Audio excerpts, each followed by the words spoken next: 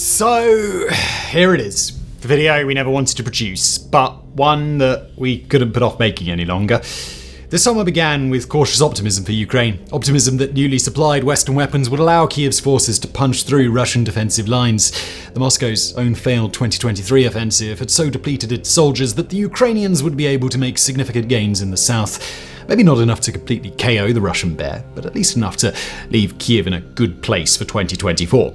Unfortunately, that's not what happened. Instead, after 5 months of intense, brutal combat, Ukraine's forces have barely advanced. The Sea of Azov and Crimea are still dozens of kilometers away. Russia's defenses are holding. The counteroffensive, it seems, has failed.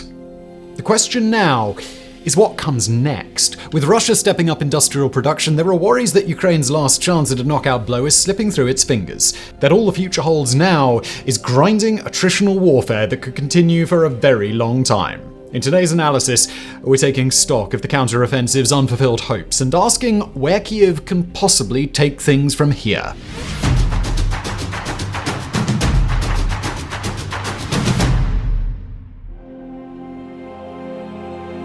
If you have even the most passing interest in world events, you've probably seen the recent headlines. The Telegraph: Ukraine's counteroffensive is a disaster, says former Zelensky advisor. New York Times: Ukraine's top commander says war has hit a stalemate. A Washington Post: as war frustrations rise, stalemate tests Zelensky. Dripping out since August, such bleak assessments have recently become a flood. One capped by a November the 1st essay in The Economist by Commander-in-Chief of Ukraine's armed forces, Valery Zaluzhny, which he declared, "There will most likely be no deep and beautiful breakthrough." This is in stark contrast to the nervous optimism that characterized Ukraine coverage at the start of the summer. Newly armed with Western-made battle tanks and fresh off NATO training courses, Ukraine's chances of success seemed high. There was dizzying talk of liberating Crimea, of exhausted Russian lines suffering a total collapse. At the peak of the hype, it sometimes felt like Kiev's backers were painting the armed forces of Ukraine, or AFU, as a kind of collective Saitama, one that would destroy Moscow's army with a single devastating punch. It was only after several months of grinding warfare that reality finally overtook expectations. Starting in June, the AFU began twin drive south toward the vital transport hubs of Melitopol and Berdansk, while a separate offensive in the east aimed to liberate recently conquered Bakhmut. In his essay for The Economist, Commander Zaluzhny notes how he expected the southern forces to advance up to 30 kilometers a day once they breached Russian defensive lines. In his words, "If you look at NATO's textbooks and at the maths which we did, 4 months should have been enough time for us to have reached Crimea. It's a distance of about 200 kilometers.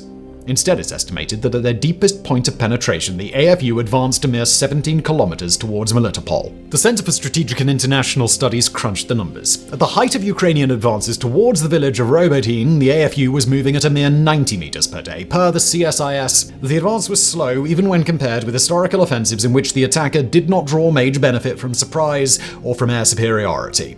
By way of comparison, the Kherson offensive in the fall of 2022 saw the AFU advance at an average of 590 meters per day. Historically, the rate of advance towards Melitopol is comparable to the Battle of the Somme. Now, that's not to say there weren't any successes, as at Robotyne, Ukrainian forces pierced Russia's first fortified lines of defense. In the Berdansk direction, several small towns were freed from Moscow's control. Near Bakhmut, the key positions of Klishchivka and Andriivka were liberated by Kiev's forces. In the grand scheme of things, though, these were minor successes. Back in January, the Washington Post reports Defense Secretary Lloyd Austin briefed that reaching the Sea of Azov and thus severing Russia's land bridge to Crimea was a realistic goal.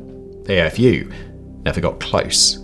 As a result of the counteroffensive's slow pace, Kiev is now downsizing those goals.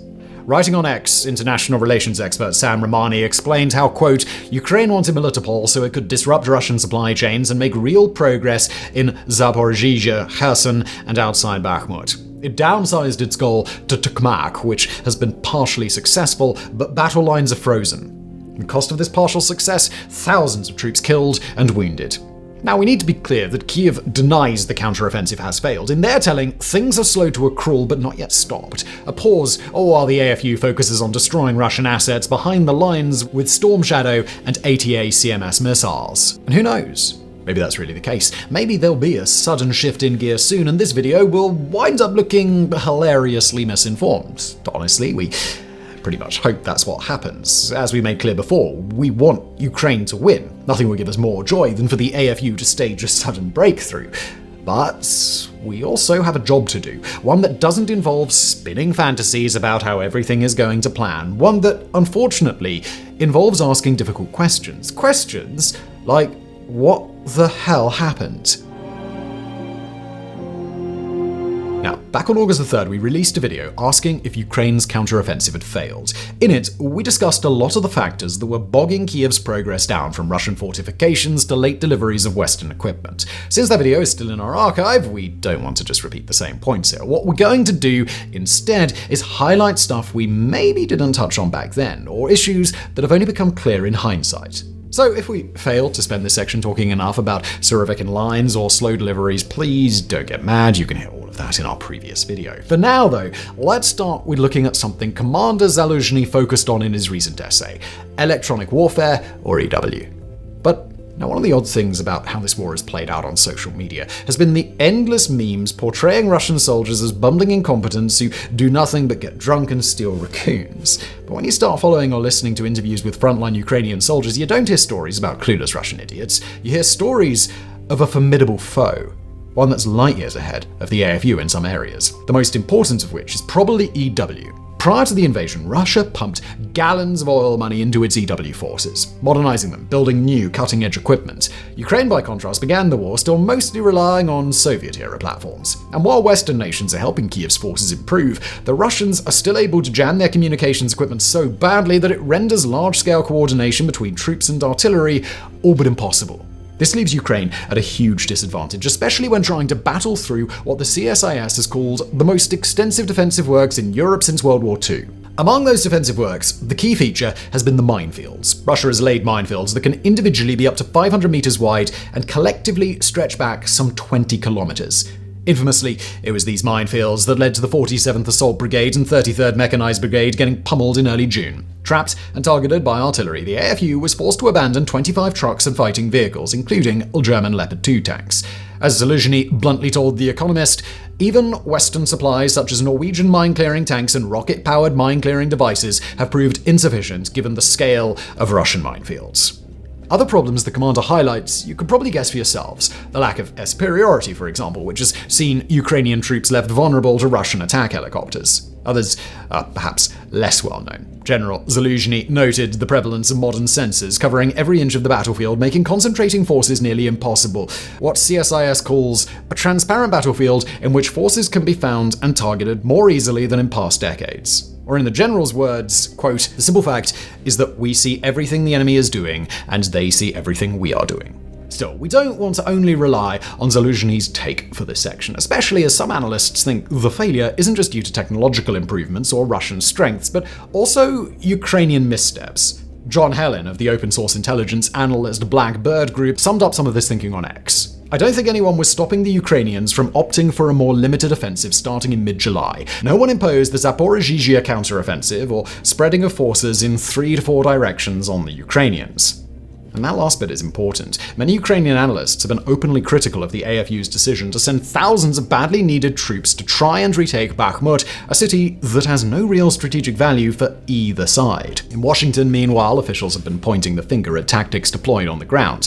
After suffering crazy high casualties in the counteroffensive's first 2 weeks, the AFU backed off from its original plan of trying to breach the Russian lines in force. Instead, they opted for slower advances that relied on artillery attrition and probing attacks by small units. The result of this has been a massive drop in Ukrainian casualties and equipment losses. On the other hand, it's also ensured no big breakthrough can be made. Now, to be fair to the AFU, there's no guarantee that a massive advance in force would have met with any greater success. As analyst Michael Kaufman noted on the War on the Rocks podcast, it may have ended with similar gains to what we're seeing now, only with way more losses. After all, when Russia tried something similar in Volodar in February, they wound up losing 130 tanks and armored vehicles in 3 weeks. To this day, Volodar remains in Ukrainian hands. Speaking of Russia, now might be a good time to look at how things are going for Moscow's forces. Because you may have noticed that very little coverage of the counteroffensive has called it a victory for the Kremlin. Rather, the most used term is stalemate, a condition when neither side is capable of winning. As we're about to see, that's bad news for Moscow too.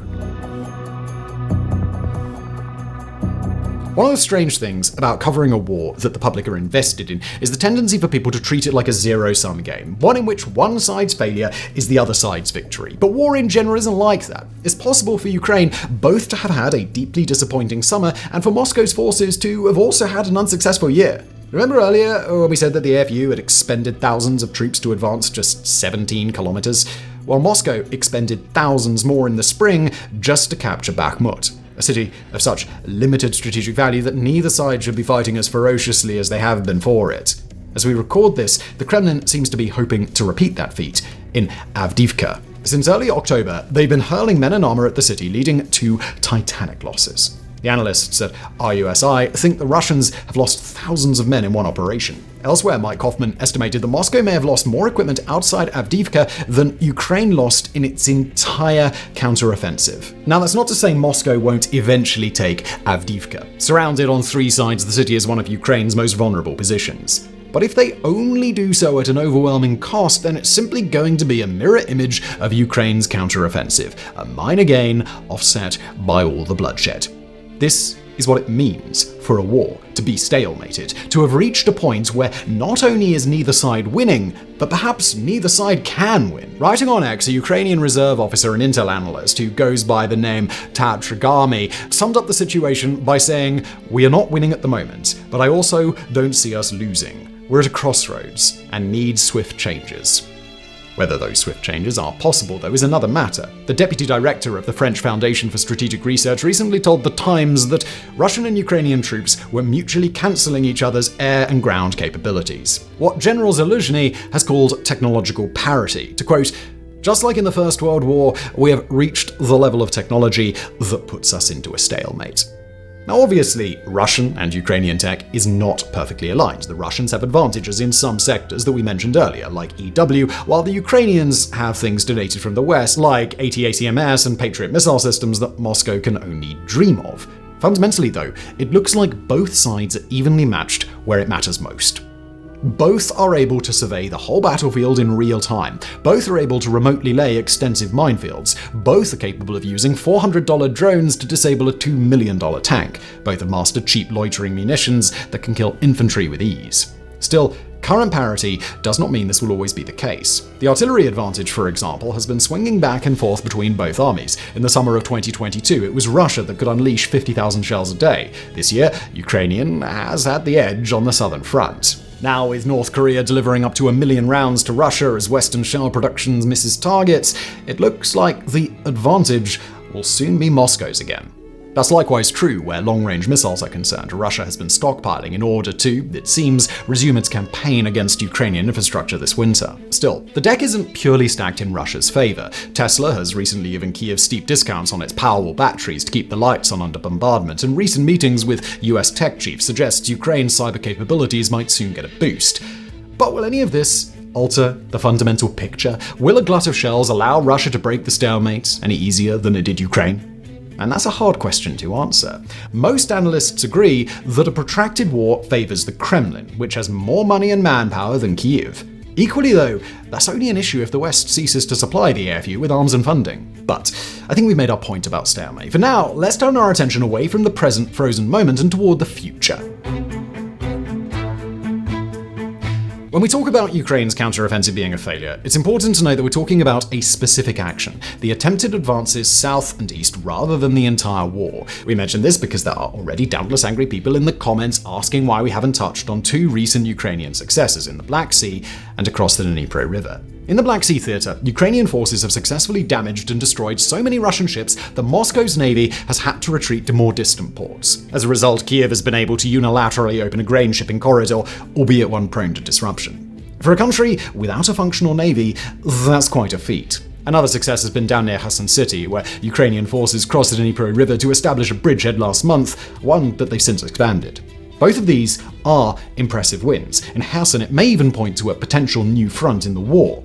Yet we need to be clear that these actions are separate from the main counteroffensive. Sure, they're connected, in the sense that overall operations always are, but most analysts consider them to be different beasts. As far as the counteroffensive itself is concerned, the future likely holds a steep slowdown in the fighting, if not an outright pause. The Kyiv Independent summed up the position of AFU insiders thusly: "It's likely that Ukrainian advances, especially in the south, will remain very slow and localized for a time. Both sides' attention will shift east, to Avdiivka, and to a lesser extent Kupiansk, as Ukrainian assault brigades rest and await the tools they need."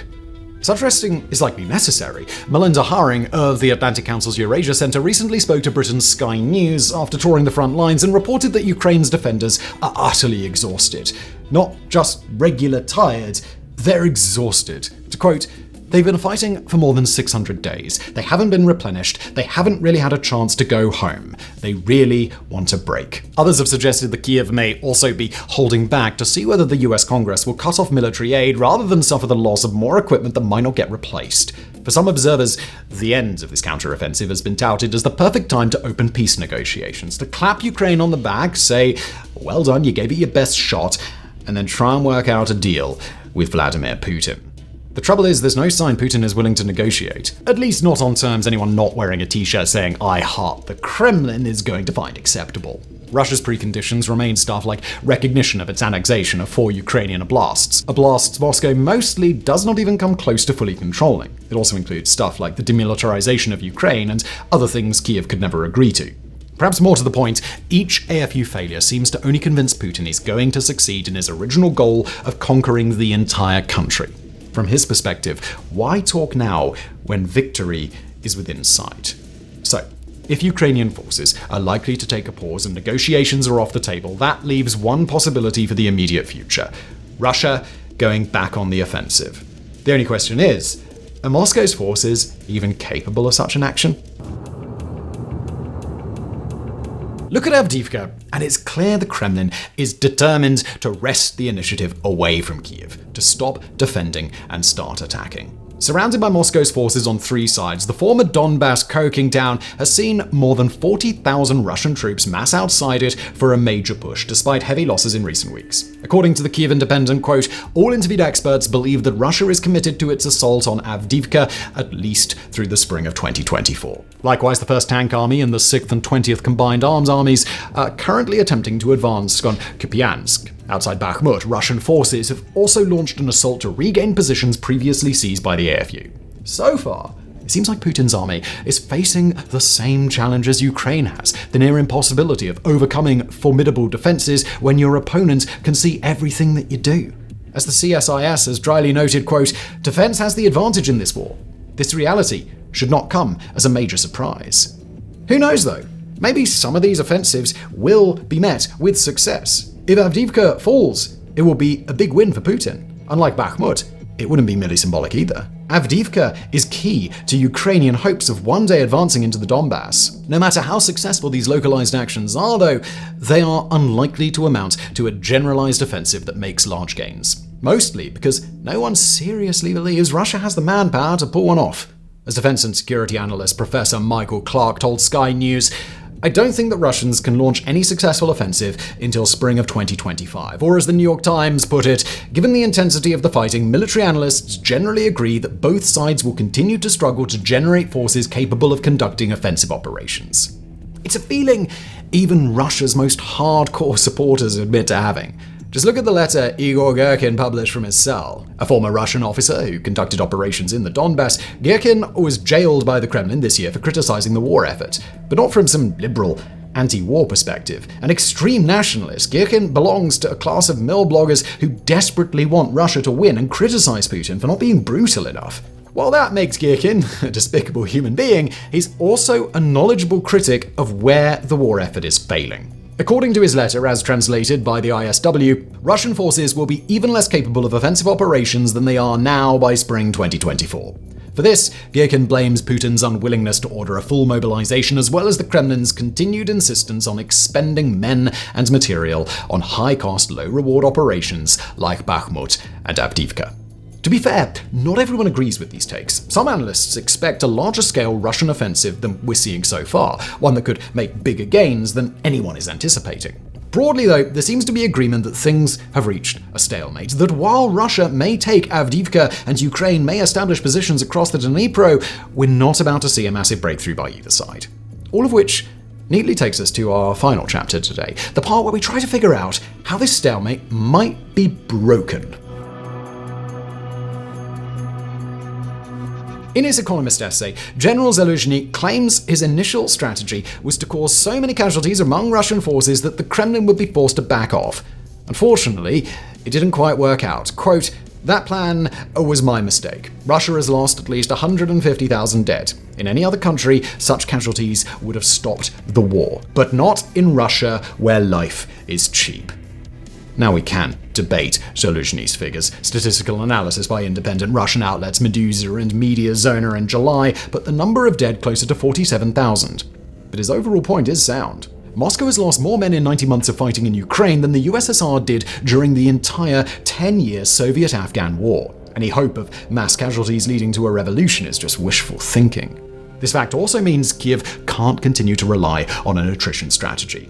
While they've suffered significantly fewer casualties than the Russians, Ukraine has a population slightly under a third of Russia's. In a grueling, long-lasting slugfest, the Kremlin has a clear advantage. So what's the AFU to do? Well, according to Zaluzhny, that's lean into new technologies hard. In his essay, the general highlights not only areas where Ukraine needs to play catch-up like EW, but also ways of using tech to bring the fight to Moscow. This includes heavy investment in drones. So many drones that they can be sent out in massive waves that overwhelm Russia's air defenses. That's going to be a hard task. Moscow is pumping insane amounts into mass-producing cheap drones. You could see the efforts of this in the headline of a recent Reuters piece speaking to Ukrainian operators. Some Ukraine drone pilots fear early advantage over Russia now lost. Nonetheless, there are signs Kiev is serious about upping its drone game. State-owned arms manufacturer Ukroboronprom recently announced it had begun mass-producing long-range kamikaze drones capable of striking Moscow. Mine clearance tech is something else Zaluzhny wants to promote, and he's got some pretty wild plans. Just listen to the stuff he's asking for. We need radar-like sensors that use invisible pulses of light to detect mines. We can use jet engines from decommissioned aircraft, water cannons, or cluster munitions to breach mine barriers without digging into the ground. New types of tunnel excavators, such as a robot which uses plasma torches to bore tunnels, can also help. On the other hand, there are many who think relying on advanced tech may be a distraction from Kiev's real needs. Retired Lieutenant General Ben Hodges recently told the Washington Post that the key is long-range strike capacity. In other words, giving Ukraine more cruise missiles that can hit sensitive sites like airfields, logistics hubs, and command posts. Right now, the AFU is armed with Storm Shadow, Scalp, and ATACMS long-range missiles. With these, they've destroyed scores of Russian aircraft and blown up ships in dock. Crucially, though, the number they have is limited. The exact figure is unknown, but everybody agrees that it's small. Hodges' argument is that enough of these missiles could severely disrupt Russian logistics in Crimea, through which Moscow's forces in the southern theater are supplied. That could make some positions in southern Ukraine untenable. Jack Watling at RUSI likewise supports facilitating the targeting of Russian logistics, especially with winter setting in. As he told the New York Times, if targeted strikes can degrade their Russian logistics, then the limited training and fieldcraft of Russian forces can maximize climactic injuries. Climactic injuries there being a polite way of talking about stuff like frostbite and hypothermia. One last technique Kiev can use is wider mobilization. As we mentioned earlier, Russia dwarfs Ukraine in terms of population. But as Zaluzhny points out, so far, quote, Russia has failed to capitalize on its hefty manpower advantage because Vladimir Putin is worried that a general mobilization might spark a political crisis. That means Kiev might be capable of getting more people onto the front lines than Moscow by a combination of clamping down on draft dodging, expanding the categories of those fit to serve, and making joining up more attractive. After all, for ordinary Russians, this war is something to be ignored or avoided, or at best seen on TV. For ordinary Ukrainians, it's a fight for their very survival. Ultimately, though, what decides Ukraine's fate might not be decisions made in Kiev or by AFU leadership, but decisions made in capitals thousands of kilometers away. Right now, it's trendy to talk of war fatigue setting in across Europe and America, of voters who don't want to see more money being sent to Kiev, of politicians who think they can cut a dirty deal with Putin and end the violence. And that's unfortunate because it plays into the beliefs the old man in the Kremlin has always held about the West.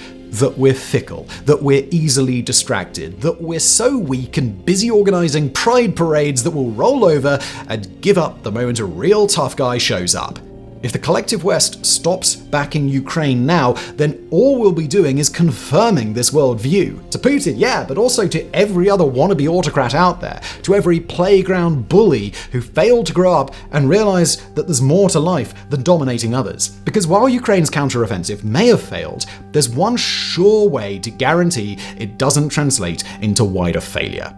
And that's to do what Kyiv-sympathetic analysts have been calling for since 2022, to create a long-term plan, one that utilizes the full industrial and economic power not just of America but of Europe too, one that doesn't just commit to manufacturing more weapons, but delivers them, on time and in quantities the Ukrainians can use. If our democracies all stand together, then there's no way Moscow can win.